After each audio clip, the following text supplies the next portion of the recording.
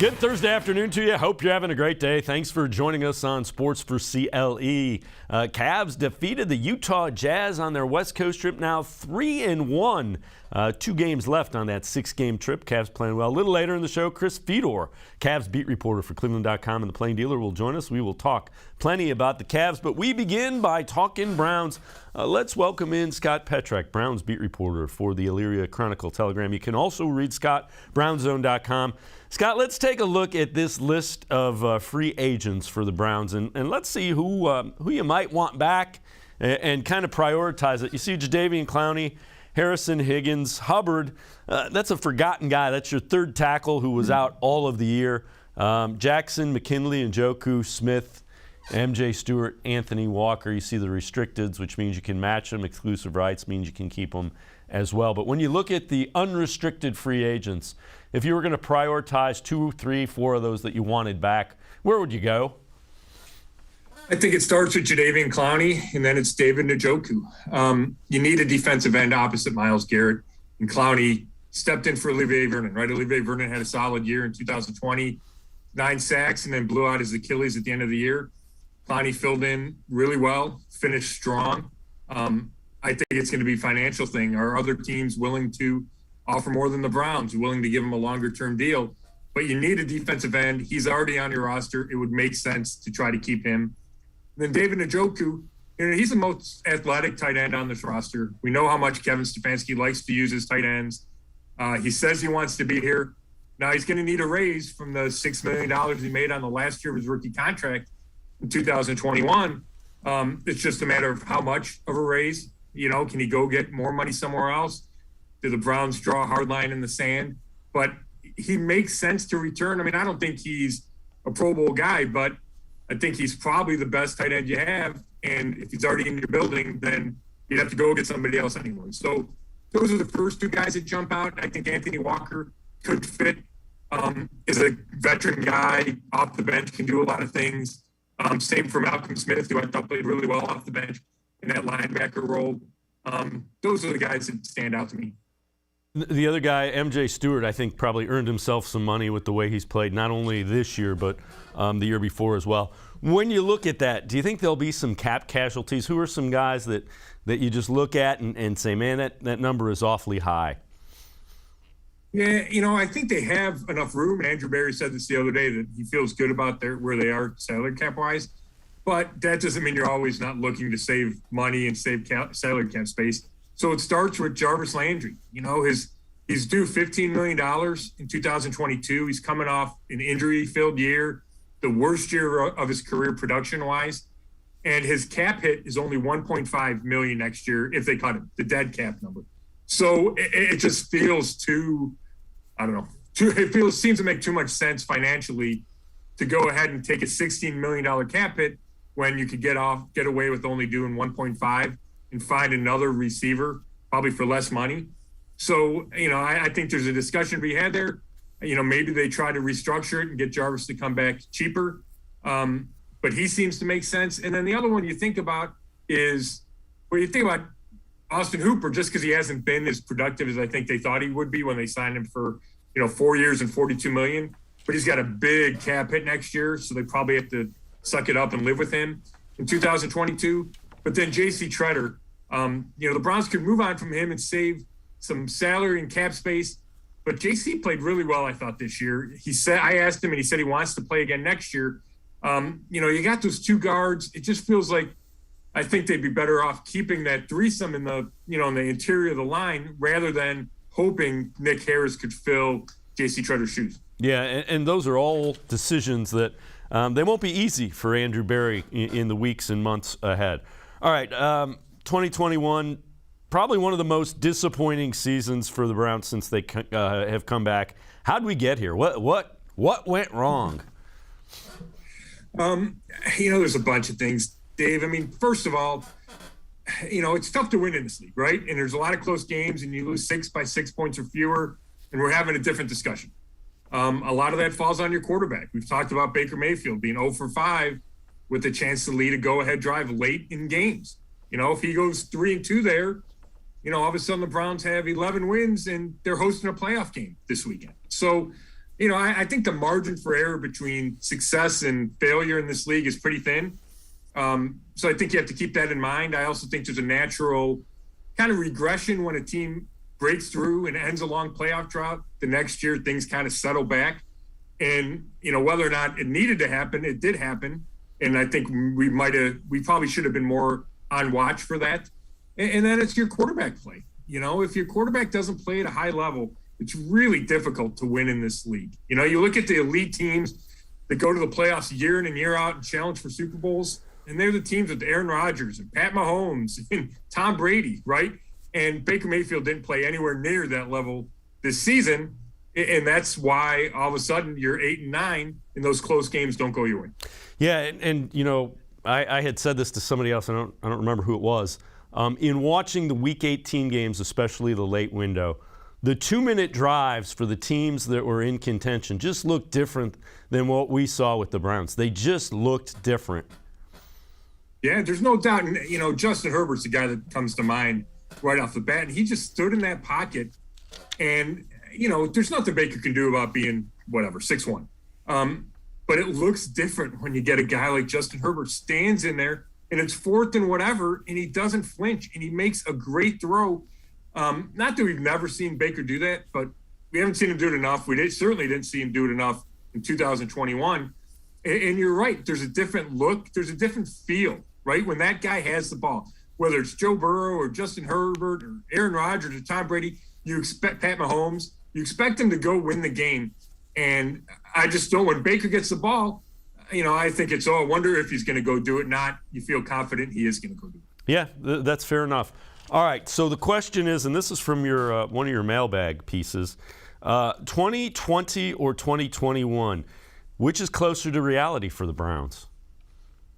Yeah, I went with 2020 because I really do think the roster is playoff caliber. And I think we saw that. I know players, when we talked to them on Monday when they were cleaning out their lockers, said the same thing. That we're good enough to go to the playoffs. I think it was Joel Bitonio said, I know we had COVID issues. I know we had injuries. We still had the talent to go to the playoffs and win those games.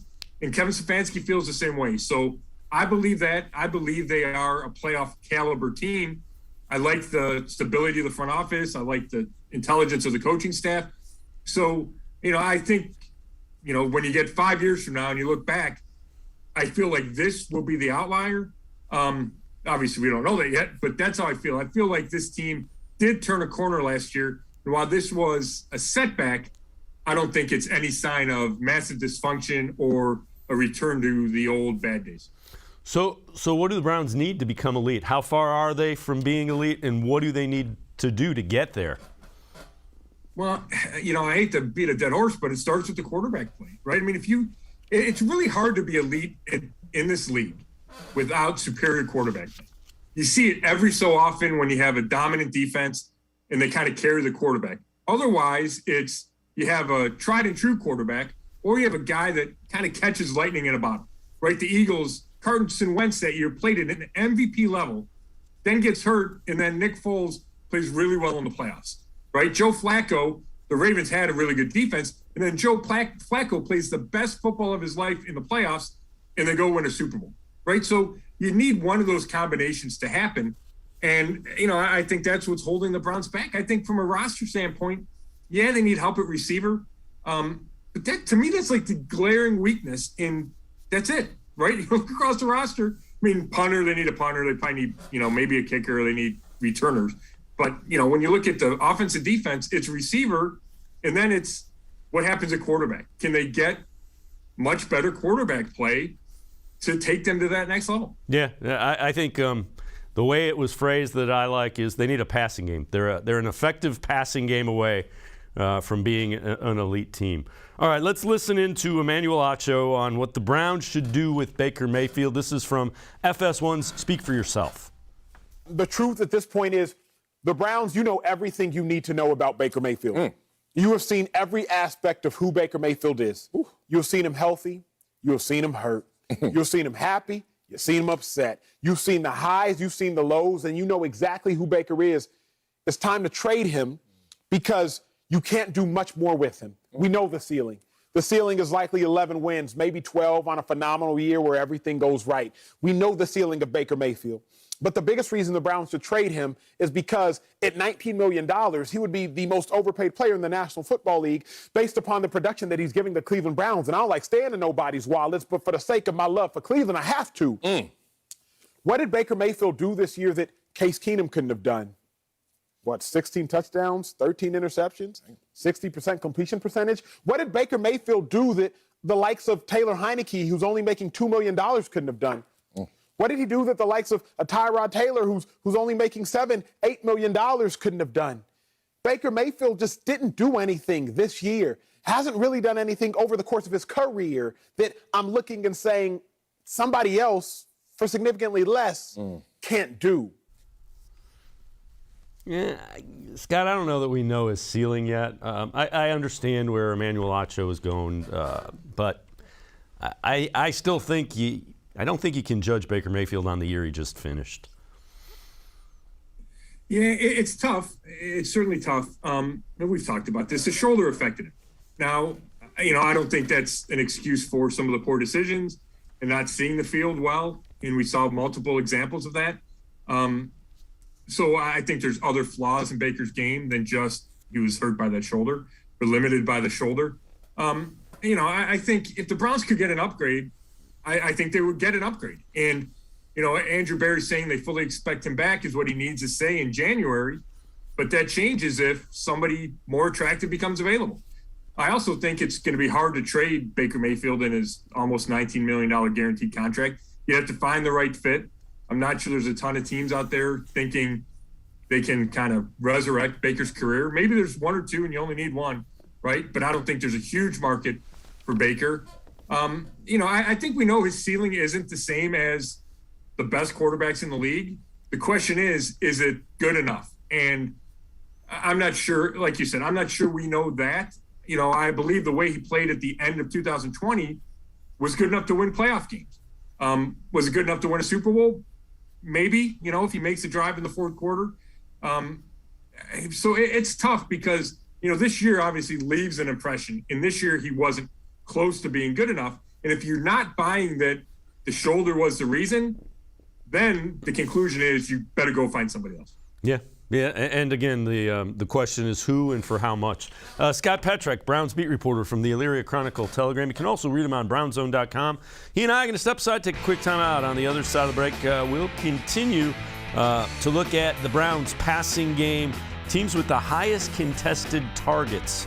Browns are one of the highest in the NFL. Sports4CLE. Be right back. Stay with us. Welcome back. Back to new friends, new classroom, and learning new things. Back to wearing shoes, man, like real shoes. Back to rushing to class. Back to having questions. Lots of questions. Back to vending machine dinners. Back to too much caffeine, too late at night, but feeling like it was a night well spent. Back to pursuing your dreams and taking control of your future. Come back to go forward. Try C, where futures begin.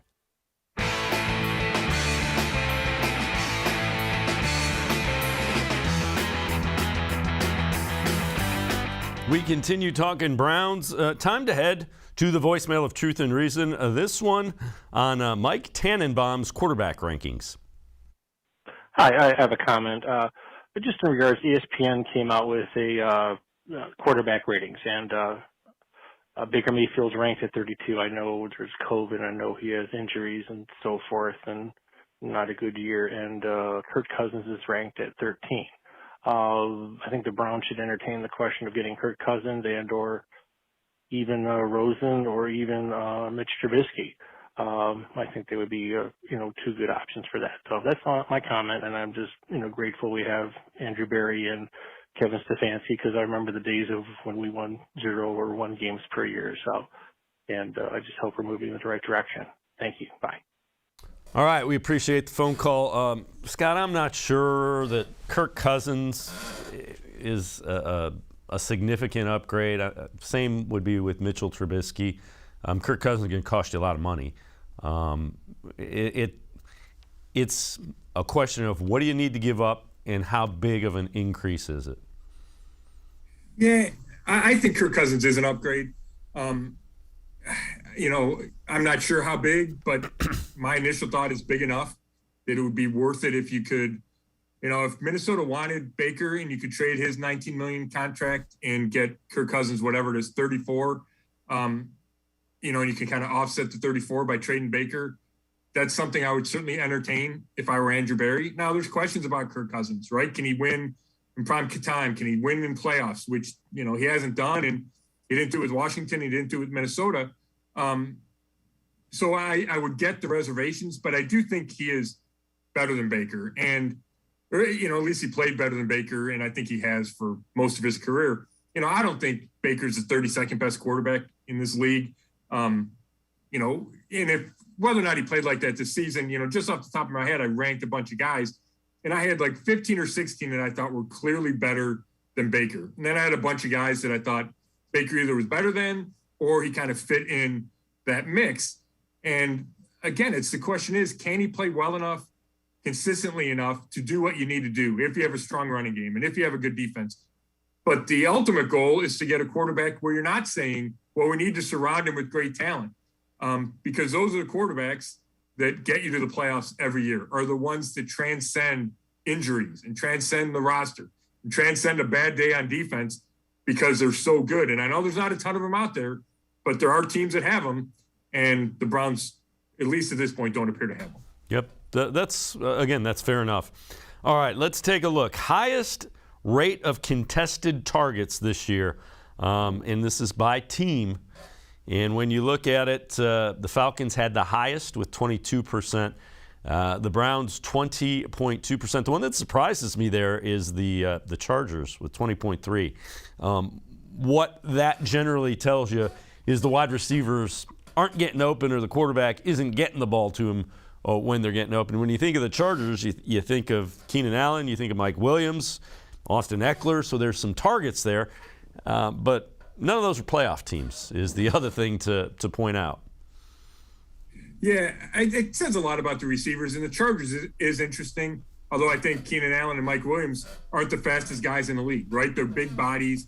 They have good hands, so Herbert's not afraid to throw the ball up to him and let him go get it and let him beat the defensive back that's close, probably because they're not getting a lot of separation, and that was how it looked Sunday night. Mike Williams has covered a lot, and Herbert kept trying to throw him the ball. So I think that was the case for the Browns, especially after Odell left. They didn't have guys that get a lot of separation, right? Jarvis was banged up, and he's never been a separation guy. He's a slot guy that makes tough catches. Donovan Peoples-Jones takes a while to get up to speed.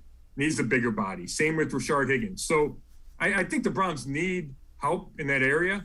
And I think the other part of it is when your quarterback doesn't always make great decisions, right? We've seen, you flash back to that Pittsburgh game, and David Njoku's running open toward the sideline, and Baker decides to throw it into a contested area, and it gets intercepted, right? So there needs to be better decision-making by the quarterback, but I certainly believe that the skill sets of the receivers played a big part in it. Yeah, that's fair enough.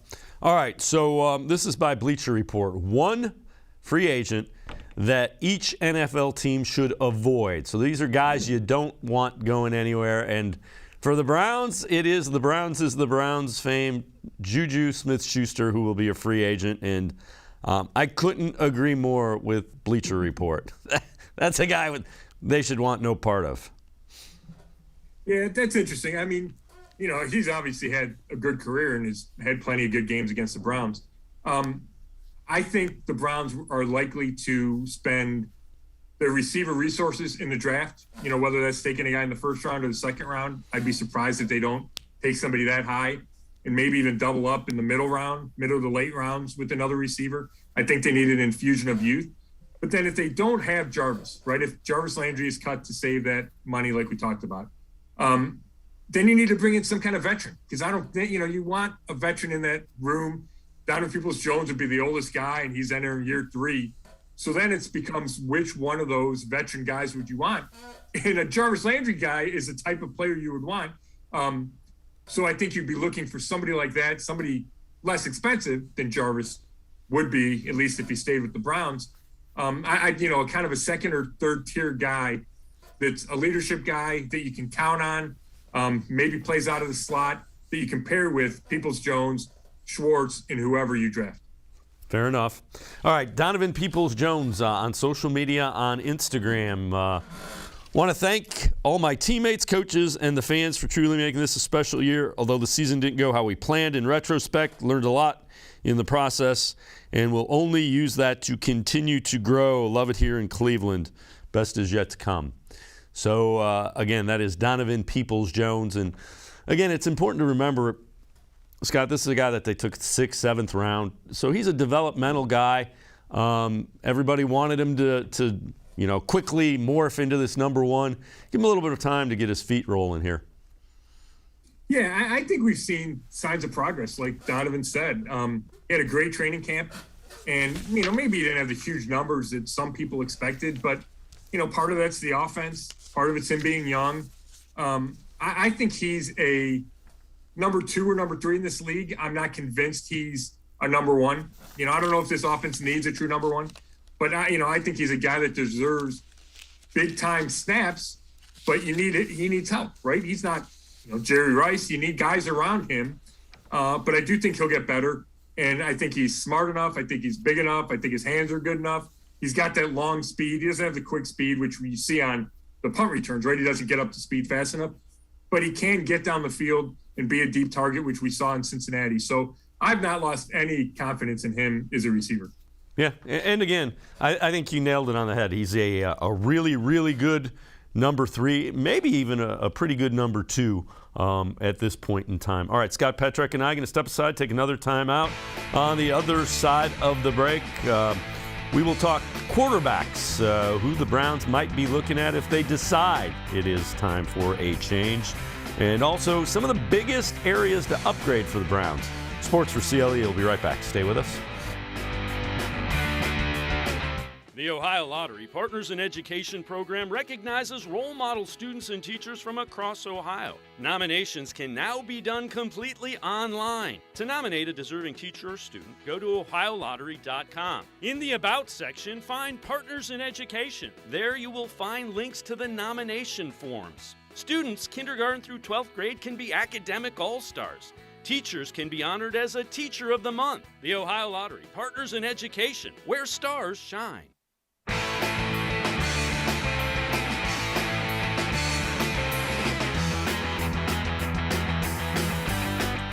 We continue talking Browns. Let's head to the voicemail of Truth and Reason. Hey, how many of you armchair quarterbacks have ever suffered a dislocated shoulder and torn labrum, like I have? Because I know that when you have that injury, you cannot lay on that side, which means you can't sleep on that side. You can't even sleep on your front, which means you can't roll over normally when you sleep, which means you cannot get a good night's sleep. Baker Mayfield has not had a good night's sleep in months. How well do you think you'd do your job if you hadn't had a good night's sleep for months and months, and you were sleep deprived and suffering the cognitive impairment that comes along with it? Scott, I actually have a torn labrum and opted not to get surgery on it. So they looked at it, and it was my young mind cashing checks, weightlifting that my old body could not necessarily deal with. So they looked at it. I likely tore my labrum, might have torn my rotator cuff in my left shoulder as well. It's true. You wake up in the morning and it's like, man, I can't move. And every time I lift my left arm over my head, I hear a clicking and it pops out of joint. So there is truth to that. Having said that, let's not get overly dramatic. Baker sleeps. And to his point, though, you do wake up more frequently than you normally would. Yeah, I'm sure you do. And I don't think anybody's discounting the pain and discomfort Baker was in the struggles of having that rotator cuff. The questions are, should he still have been playing? Was he a better option than Case Keenum? And should he have played better than he did? And I would say yes to all 3 questions. And the Browns have been consistent about that all year long. They were consistent about it again this week, that Baker was cleared medically. Baker wanted to play. Baker looked good enough in practice, and he's your starting quarterback. He was a number 1 pick in the draft. You play that guy. Other quarterbacks have injuries. So I think it's a false narrative that this season would have been saved if Baker sat for 2 weeks, because the reality is he sat during the bye week and came back. He sat for COVID and came back, and he wasn't a different quarterback. And he had a great game against Cincinnati with a torn labrum. So I just have a hard time reconciling those things. I think Baker just needed to play better. That doesn't mean it didn't affect him, but I still think he had the opportunity to play better and didn't. And again, 2 weeks resting isn't going to cure what's wrong with his left shoulder. I mean, it's the surgery. There's a reason they shut him down and said he's going to have surgery as soon as possible, because you want to begin the rehab process. But that was the argument throughout the season, right? Is sit him for a couple weeks. That doesn't make any sense. No, and I'm in agreement with you. It's interesting. If you gave Kevin Stefanski and Andrew Berry some truth serum and asked them if they could go back and do it differently, would they have sat him? It would be interesting to see, their thoughts behind that. Yeah, it would be interesting, but I don't think they would. I mean, first of all, Case Keenum is not a top 30 quarterback in the league, right? He's a good backup. Do the Browns win the Super Bowl with Case Keenum? I guess you could come up with a scenario. But my point is, I think Baker injured was probably better than Case Keenum, right? People point to that finale against Cincinnati like that's an example of, oh my gosh, Case Keenum would have won games. He threw for 175 yards, threw a pick in the end zone, and fumbled that Cincinnati scored for a touchdown. It was Cincinnati's backups, right? It's not like he transformed this offense. So again, you play your starting quarterback, and if he's not good enough, he's not good enough. All right, let's move on. And so, would you rather have Baker Mayfield or Jameis Winston? So this is Baker Mayfield. Okay, there's the rundown on what you have, and those numbers are eerily similar. Wow. Yeah. Yeah, that's interesting. I didn't know they were that close. Yeah. All right, let's go through these. Yeah. Derek Carr, Russell Wilson, Mitch Trubisky, Marcus Mariota, Deshaun Watson, Kirk Cousins. Who of that group?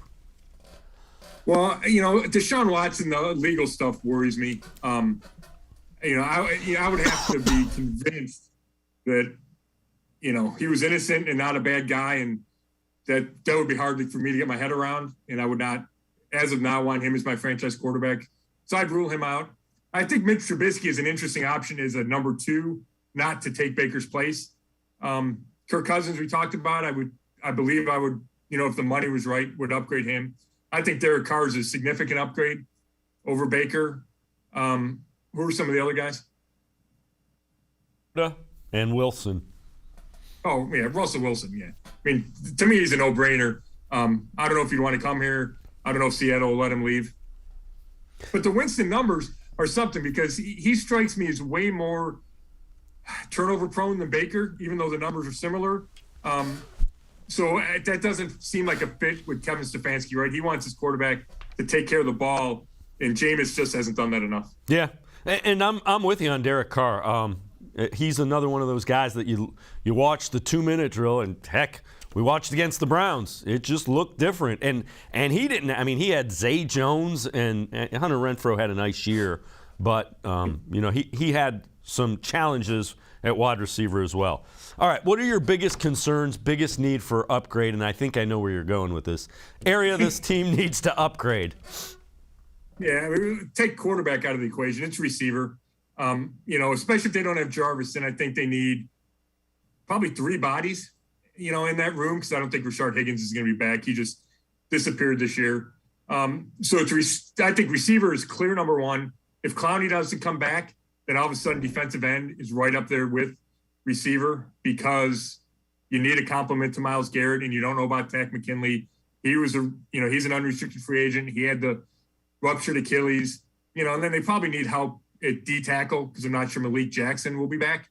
But those are the spots that I would, start with. All right, these are some of the free agent wide receivers. Anybody there in the Browns' price range that intrigues you? Well, I like Christian Kirk, but I think he's going to be too expensive. He feels like he can get number 1 kind of money and be one of those guys that goes from a 3 in Arizona, right behind Hopkins and A.J. Green, to all of a sudden you're counting on him to be a number 1. I liked him a lot coming out in the draft. I just don't think I would spend the kind of money that it would be required. You see a lot of those big, those a lot of free agent receivers trying to make that jump to number one, and they're not successful doing it. So, so I think I would wait for, kind of the second or third wave of free agency before I signed a guy. Now, if you could get Devontae Adams, with a package deal with Aaron Rodgers, then yes. But I don't think that's viable. All right. So it's something to shoot for there. Shoot for the stars and see where what is it? Chase excellence and fall on success. All right. Scott Petrak and I are going to step aside, take a quick time out. On the other side of the break, we will continue talking Browns. We'll take a look at some fan interaction with Demetric Felton and also the highest-rated cornerbacks in the NFL by Pro Football Focus. Sports4CLE. I'll be right back. Stay with us. Welcome back. Back to new friends, new classroom, and learning new things. Back to wearing shoes, man, like real shoes. Back to rushing to class. Back to having questions. Lots of questions. Back to vending machine dinners. Back to too much caffeine. Too late at night. But feeling like it was a night well spent. Back to pursuing your dreams and taking control of your future. Come back to go forward. Try C, where futures begin. When it comes to selling you a mattress, most retailers are handing you a long line of extra steps that drive up costs and create confusion. At the Original Mattress Factory, we simplify the mattress shopping experience by building mattresses and box springs in our own local factories and selling them direct to you. It's short, sweet, and simply makes sense. So experience more than just a mattress store. Experience an original, the Original Mattress Factory. The Ohio Lottery Partners in Education program recognizes role model students and teachers from across Ohio. Nominations can now be done completely online. To nominate a deserving teacher or student, go to ohiolottery.com. In the About section, find Partners in Education. There you will find links to the nomination forms. Students, kindergarten through 12th grade, can be academic all-stars. Teachers can be honored as a Teacher of the Month. The Ohio Lottery Partners in Education, where stars shine.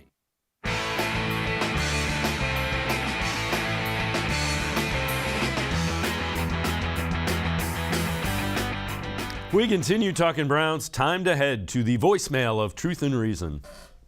I guess John Johnson III was saying how the Browns players' relationship with the training staff could be a whole lot better to help cut down on injuries.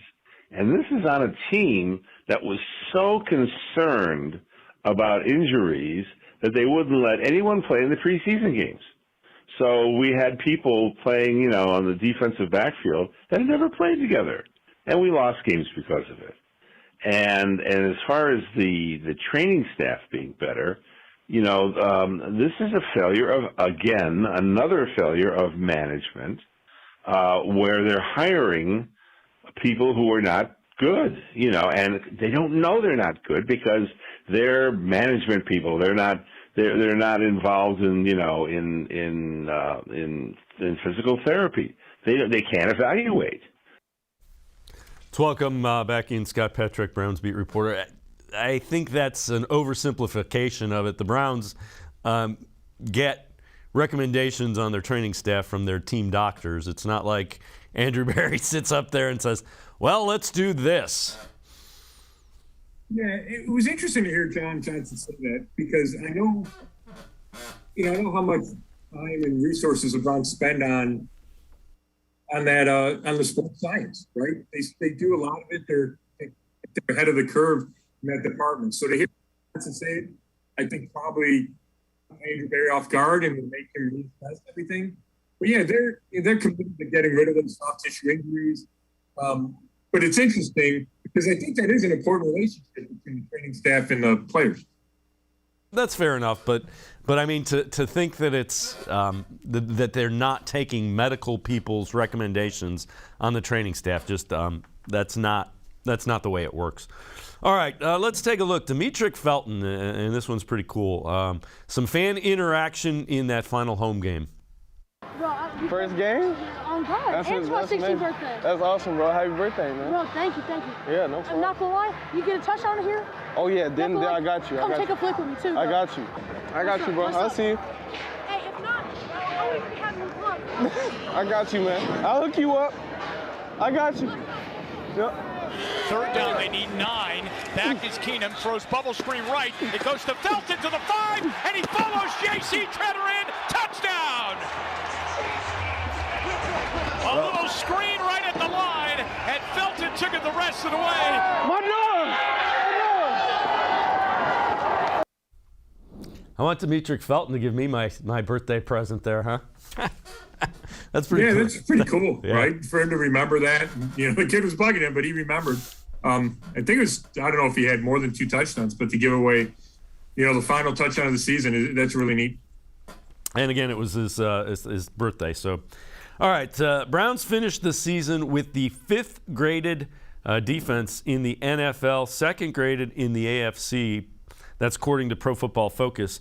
Includes the number 1 coverage unit in the league and the number 7 pass rush unit as well. And Scott, if I'd have told you that at the beginning of the year, you'd have said, man, we have a bye in the first round, or we're going to host a first-round playoff game. It's a great season. Yeah, that's exactly right. I mean, that coverage grade, I don't know exactly what goes into it, but to be considered the top coverage team or the top whatever, even if they're in the top 5, that's impressive because that's what this league's about, right? Is being able to cover the pass because we know it's a passing league. And then the other half of that is to put pressure on the quarterback. And the Browns were, top 10 in sacks for sure with 43. So if you have the pass rush and you have the back end, that says a lot. And it's also where the Browns put a lot of their resources, right? They extended Myles Garrett. I think they will extend Denzel Ward. They paid John Johnson III big money. They drafted Dalpett in the 2nd round, drafted Greedy Williams in the 2nd round, Greg Newsome in the 1st round. So it seems like it's paying off. And you would think that it would only get better, right? Because you bring back Ward and Newsome and Williams and probably Troy Hill. John Johnson has a 2nd year under his belt. Grant Dalpett has a year of coming off the Achilles under his belt. It feels like the secondary is young and growing. Yeah, and that whole defense, seems to be ascending. All right, this again from Pro Football Focus. Highest graded cornerbacks in single coverage. So the guys on the proverbial island, J.C. Jackson, Patriots, pretty clearly the number 1 graded. Then it's Ramsey, Terrell, Darius Slay, and then the aforementioned Denzel Ward. Kind of those 3, 4, and 5 bunched together. And Scott, you alluded to it, and it's kind of where I was going. I think they'll probably get something done with Denzel Ward and pay him pretty well. Yeah, and that could come at any time. It could come tomorrow. It could come, in March, April, before the season. But I certainly expect before the season, Denzel Ward to sign a deal that pays him close to $20 million a year. And I think he's earned it. 2 Pro Bowl appearances in 4 years. Greg Newsome talked about how Ward's mentality is to not let up any completions. And he kind of laughed because, that's unrealistic, but that's his mindset. And I do think he's proven himself to be a number 1 corner in this league. And those are invaluable, and that's why you're going to pay for it. And the other thing is he was, for the most part, healthy. I mean, guys are going to get banged up and miss games because it's a physical – that is a position where you do take a physical beating. But for the most part, he answered the call week in and week out.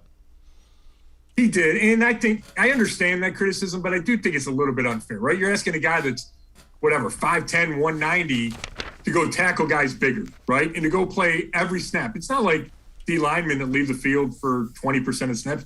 He's out there every snap. And, you're bound to get those soft tissue injuries. You're bound to get a bruise here that you can't play through, right? It just happens at that position. So, if he's healthy for 13 or 14 or 17 games and in the playoffs, I think that's pretty much all you can ask for. Scott Petrak, as always. Scott, appreciate the time and the insight. Thanks very much. Thanks, Steve. All right, Scott Petrak. Make sure you read him, Elyria Chronicle Telegram, as well as brownzone.com on the internet. We're going to step aside, take a quick time out. On the other side of the break, we turn our attention to the Cavaliers. playing really well, have now won 3 of their first 4 on that West Coast trip. Sports for CLE, we'll be right back. Stay with us. Welcome back. Back to new friends, new classroom, and learning new things. Back to wearing shoes, man, like real shoes. Back to rushing to class. Back to having questions. Lots of questions. Back to vending machine dinners. Back to too much caffeine and too late at night. But feeling like it was a night well spent. Back to pursuing your dreams and taking control of your future. Come back to go forward. Try C, where futures begin. The Ohio Lottery Partners in Education program recognizes role model students and teachers from across Ohio. Nominations can now be done completely online. To nominate a deserving teacher or student, go to ohiolottery.com. In the About section, find Partners in Education. There you will find links to the nomination forms. Students kindergarten through 12th grade can be academic all-stars. Teachers can be honored as a Teacher of the Month. The Ohio Lottery Partners in Education, where stars shine. I am powerful beyond my wildest imagination. I will define my future. I will keep challenging myself to improve. Because I am a future leader of this great nation. I will be responsible for raising a beautiful family. And educating not only my generation, but many more to come. I will make a difference in my community. And I will stand up for what I believe in. I will not settle for simply chasing my dreams, I will achieve them. Because I was given a chance. An opportunity. A home. At Family, Career, and Community Leaders of America.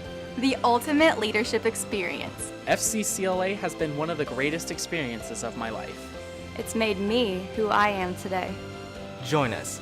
We'll build a new future together.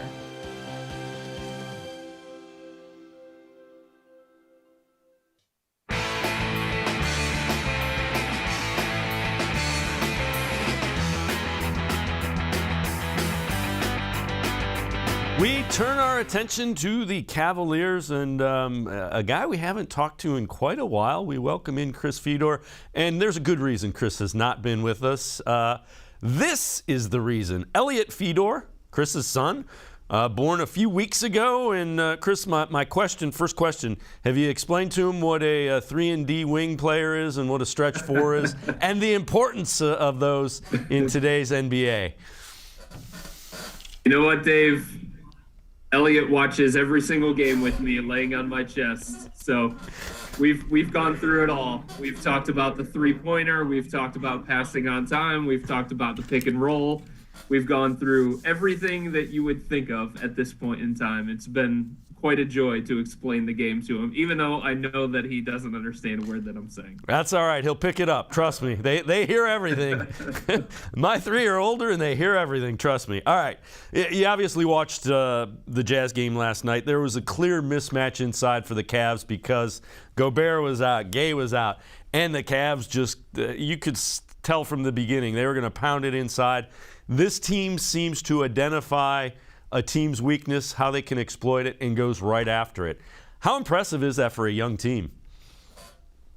Yeah, I mean, I think it's really, really impressive. And obviously it starts with Darius Garland. He's the engine of the offense. He's the guy who's making those reads coming out of pick and roll. He's the guy that's getting everybody involved. He's the one that makes this offense go. There's no doubt about it. And I think the Ricky Rubio influence from the beginning of the year can't be understated. The things that he was able to teach Darius, the things that he was able to show Darius. But I think there's another level to this too, Dave. It's just a recognition. The Cavs have an organization-wide recognition of how they have to be successful and what it's going to take for them to win. And the truth is, yes, they're more talented than they have been in the past. But they don't have the talent like Milwaukee, like Brooklyn, like Phoenix, like Golden State, like some of these other teams that they're going to see in the play-in tournament or the playoffs. And there's a specific way that they have to win. They have to pound it inside. They have to win the paint. They have to win on defense. They have to play harder. They have to do all these little things. And the thing that I love about this team that I have seen is that they don't get away from their identity. They know who they are, they know how they have to win, and they continue to play that style. Yeah, and for a team that is as young as they are, boy, that is a huge, huge thing. All right, this one surprised me a little bit, although the more I think about it, it's not that surprising. Cavs are 20-8 on the year when Garland, Mobley, and Allen play. That is a 59-win pace when you have the big three playing together. And that kind of goes to what you were talking about. And the net rating, 97.8 defensively when those three guys are on the court together. That's kind of what you were getting at. And here's the interesting thing, Dave. I think for the last couple of years before this season, we had all these conversations about the Cavs and their young core of players. And I don't think there was any debate on whether they were talented, right? The question was, did they fit? Did they complement each other the best way that you would want to turn that into team success? And there were legitimate questions about that. Could Colin Sexton and Darius Garland play together? Was Andre Drummond the right center with Darius Garland? How does Isaac Okoro fit? And you go on and on and on. And the thing that shows you right there, there is no debate. Darius Garland, Jared Allen, Evan Mobley are the three most important players in this organization. They are the three players that are going to carry the Cavs into the future. And that number highlights just how well they play together. The things that Evan Mobley can't do at this stage of his career from a physical standpoint, because he's not as burly as Jared Allen, right? So the things that he can't do from a physical standpoint, Jared Allen does. The things that all right, we lost contact with fills in those gaps. Yeah, and the impressive thing is these guys are all young and ascending. You mentioned Mobley. Mobley next year is going to be so much better, and he's already pretty good. But again, he's going to kind of grow into his body. He'll get a little bit bigger, a little bit stronger. Let's take a look at the NBA rookie ladder. This is from NBA.com. And the top of it right now is Evan Mobley, Cade Cunningham 2, Scotty Barnes 3.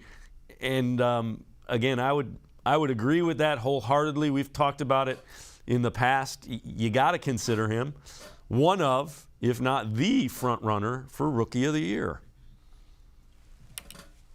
I think he is the front runner for Rookie of the Year at this point, Dave. And I think the thing that separates him from those other two guys that you pointed to there, or those other three guys or four guys, or however long you want to extend that list, nobody is impacting winning the way that Evan Mobley is impacting winning. And we don't see rookies impact winning this kind of way. Sometimes these young guys come into the NBA and they have these wild, brilliant individual moments and they put up these numbers, but it doesn't translate to winning. Now, part of that is a lot of these guys get drafted by bad teams that are rebuilding, that are more focused on the future. Yes, you can say that. But for Evan Mobley, he impacts games in so many different ways. If he's not making shots, it doesn't matter because he's finding other ways on the offensive end. He can facilitate. He can set screens. He can be a lob or dunk threat. And he can do it on the defensive end too. So to me, provided the Cavs continue to win at the level that they have at the beginning of the season, that's the advantage that Evan is going to have over Cade Cunningham, over Jalen Green, over Franz Wagner of the Orlando Magic, and even over Scotty Barnes, despite the fact that Toronto is playing better more recently and they're in the play-in picture as well. To me, it is Evan Mobley. It is close because Scotty Barnes is unbelievable and he's having great impact for Toronto, but nobody has impacted his team the way that Evan has impacted the Cavs. All right, let's take a look. Myles Garrett, and he will be endorsing Evan Mobley as Rookie of the Year. Says Evan Mobley, Rookie of the Year, and it's not even close. So a little bit of the hometown bias, but that's all right. We like that. Nothing wrong with that. Yeah, I mean, that's the way to get the fans on your side, right? As if Myles needed more fans on his side at this point in time. He's already probably the most popular Browns player, not named Nick Chubb. But Myles is at games. Like, he's watching games. He knows ball. He can play basketball, too. So I would disagree with him. I do think it's close. Scotty Barnes is having an unbelievable season for the Toronto Raptors. And there are some advanced metrics that actually point to Barnes over Evan. But I think Evans the rookie of the year. I just think it's closer than maybe people would say, including Myles Garrett. No offense to Myles. Don't come after me, Myles. All right, before we go to break, Cavs extend not only Kobe Altman but J.B. Bickerstaff. You certainly understand it and well-deserved based on, there was a plan. They figured out how to make it fit. Yeah, I mean, the thing that you like about this, Dave, is it gives stability within the organization and two guys who speak the same language. They see the game the same kind of way. They trust each other. They believe in one another. If you remember, J.B. Bickerstaff was, I guess, the second choice to John Beilein at the time that Kobe Altman was making that decision. But he's had a great relationship with J.B. Bickerstaff for a number of years. And they are the two people most responsible for instilling this particular culture. And now this is who the Cavs are. This is their identity. And you know that Kobe is going to be here for a number of years. You know that J.B. Bickerstaff is going to be here for a number of years. And if you're talking about organizations, you have to have the right people running it, and you have to have the right people on the sidelines. And obviously you have to have the talent on the court as well. But at least now the Cavs know that this is who they're going to be. These are the people that are going to be responsible.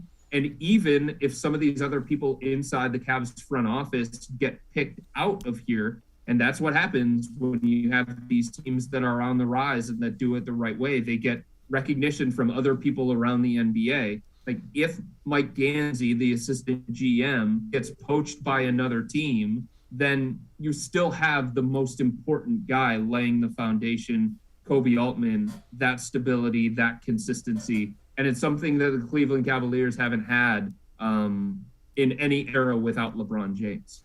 Chris Fedor, Cavs beat reporter for the Plain Dealer and cleveland.com, and I are going to step aside, take a quick time out. On the other side of the break, we're going to talk trade deadline options, some names to listen out for, what the Cavs might have to give up to get them. Sports4CLE will continue talking Cavs after this timeout. Stay with us. The Ohio Lottery Partners in Education program recognizes role model students and teachers from across Ohio. Nominations can now be done completely online. To nominate a deserving teacher or student, go to ohiolottery.com. In the About section, find Partners in Education. There you will find links to the nomination forms. Students kindergarten through 12th grade can be academic all-stars. Teachers can be honored as a Teacher of the Month. The Ohio Lottery Partners in Education, where stars shine.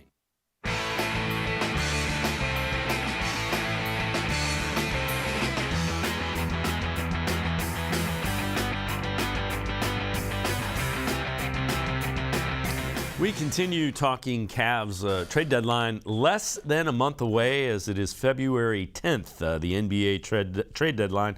Cavs likely to be involved. They're a name that many say is as active as anybody, kind of contacting people, seeing who might be available. So, Chris Fedor, let me ask you this. Trade deadline options, what do you think the Cavs have to give up to get one of these guys? Yeah, they are active. There's a recognition, Dave, that they need a little bit more. Obviously, with Ricky Rubio going down and being without Colin Sexton for the remainder of the year, there's a glaring need for another playmaker, shot creator, shot maker.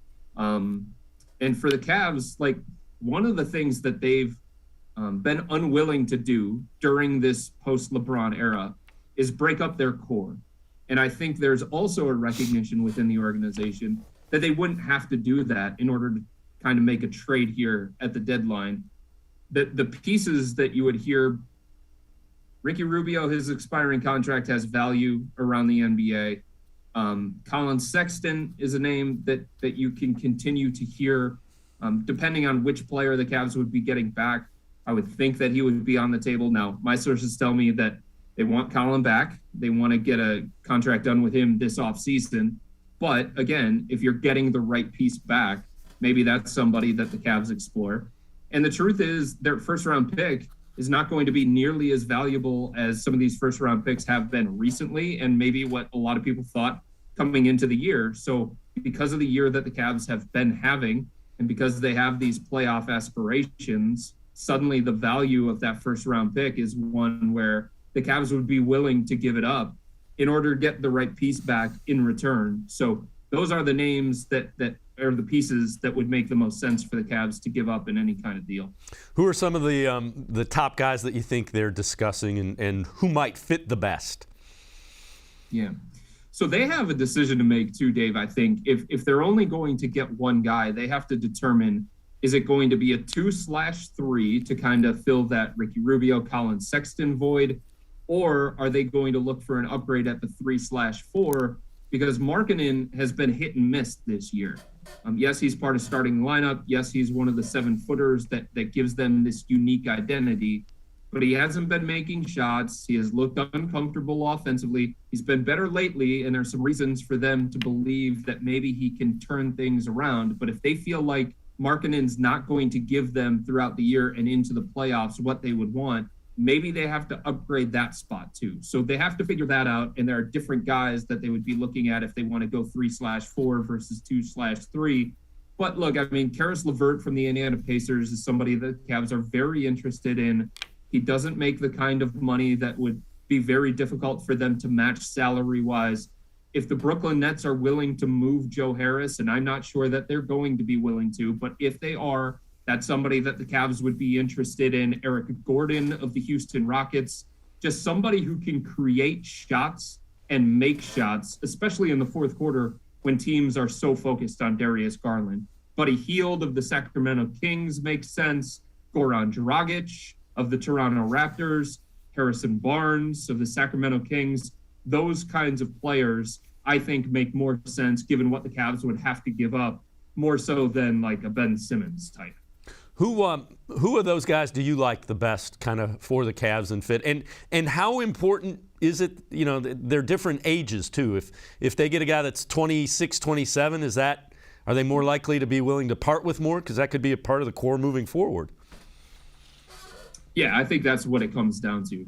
If it's a guy that fits their timeline and they can have for multiple years, then I think you would see them more willing to give up, you know, a Colin Sexton or an Isaac Okoro, those kinds of pieces. You know what I mean? Other than that, I think we're looking at a first-round pick, multiple second-round picks. For me, the guy that makes the most sense is probably Joe Harris. He can shoot the ball really, really well. He doesn't need the ball in his hands to be effective, and I think that's important. He can fit into the fabric of this team first, pass first, share the wealth offense that the Cavs are running here. He's not a ball stopper. He's not an offense stopper. He can hold his own on defense enough, especially being protected by Jared Allen and Evan Mobley. So to me, given what the Cavs need, given what the Cavs are missing, he would be at the top of my list. From what I've heard, Karis LeVert of the Indiana Pacers is near the top of the Cavs list. He's somebody who makes a lot of sense too. I would be on board with that. Dennis Schroeder, I'm a little bit more concerned about. He makes sense because he makes such a small salary, and the Cavs would have an easy time being able to get him because he's on an expiring contract. But there are certainly some concerns in terms of his personality and how he would mesh in this locker room. Even though JB Bickerstaff does a great job in terms of his culture, you have to bring the right people in as much as you have to bring in the right skill set too. Before I let you go, another kind of veteran name that you might be able to get reasonably cheap would be Terrence Ross. Is that a guy that you think they look at as well? Yeah, I do, for sure. He fits the mold of somebody who can knock down shots in the fourth quarter. Every now and then he can create for himself, but like Joe Harris, he doesn't need offensive plays called for him. He doesn't need the ball in his hands to be effective. And I think that's something that the Cavs have to worry about, right? Because you don't want to take the ball out of Darius Garland's hands. You don't want to go away from your identity. You want to find guys that can blend in. You know, we had a lot of conversations over the last year about somebody like Cam Reddish of the Atlanta Hawks, who got traded to the New York Knicks earlier today. I never thought he was a fit because he wants the ball in his hands. He wants a bigger role. So whoever comes here, Dave, is going to have an understanding of what their role is going to be and how they can best help the Cavs, not best help themselves. And I think Terrence Ross fits that as well. He's a veteran. He's been around for a long time. He can knock down clutch shots. And the Cavs need more shooting. That's the bottom line. Chris Fedor, as always, thanks so much for the time and the insight. Appreciate it. Congratulations on Elliott. I hope you're getting enough sleep. I know that can be tricky. But again, thanks so much for the time and the insight. You got it, Dave. Anytime, man. All right, Chris Fedor, make sure you read him. Pages the Plain Dealer as well as cleveland.com, Cavs beat reporter. That'll do it for this edition for Sports4CLE. We will see you back here tomorrow at 4 o'clock. Scheduled guests, Mark Munch Bishop, Kevin Arnold, Mac Robinson from 92.3 The Fan. That is tomorrow at 4 o'clock here on Sports4CLE. We'll see you then. Have a great night, everybody.